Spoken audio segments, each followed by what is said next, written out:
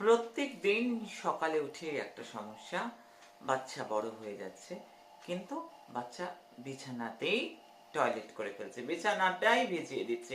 একই শীতের দিন, কারোর কারোর ক্ষেত্রে বর্ষার দিন, বেশ অসুবিধা। শুধু শীত বর্ষা বলে নয়, শুধু ঋতু পরিবর্তন নয়, এটা একটা বদ অভ্যাস এবং এটা একটা সমস্যা।